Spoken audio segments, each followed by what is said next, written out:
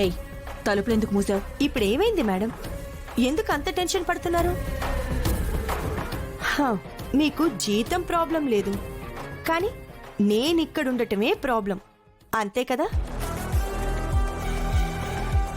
హా, అందుకే అగ్రిమెంట్ ప్రకారం అందరూ పాటించాలి ఈ డైలాగులన్నీ కదా. అగ్రిమెంట్ నాకు చూపించి నన్ను పంపించేయాలి అని అనుకోవడానికి మీకున్న కారణమేంటో నన్ను చెప్పమంటారా? పల్లవి అంటే మీకు కోపం.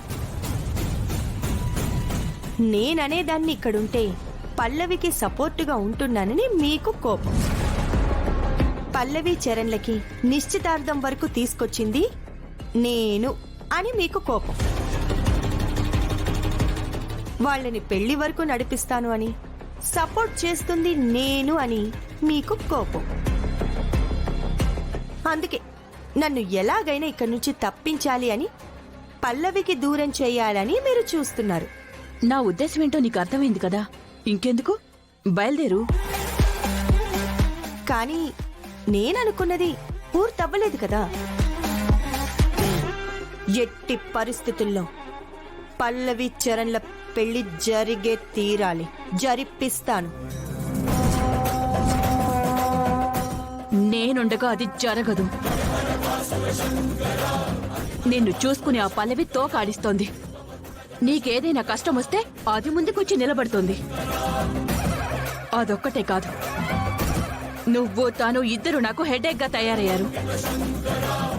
అందుకే ముందు నీ నుంచి కట్ చేస్తాను, ఆ తరువాత పల్లవిని మా ఇంట్లోంచి కట్ చేస్తాను. అది జరగని పని. జరుగుతుంది. నేను ఏదైనా అనుకుంటే అది సాధించి తీరతాను. ఇప్పటి వరకు మీరేం సాధించారు? పల్లవి చరణ్ల నిశ్చితార్థం జరగకుండా ఆపాలని చూశారు. ఆపగలిగారా? జరిగిపోయింది కదా. 1 year నుంచి పల్లవిని ఈ ఇంట్లో నుంచి బయటికి గెంటేయాలని చూస్తున్నారు. ఇప్పటి వరకు అది చేయలేకపోయారు కదా.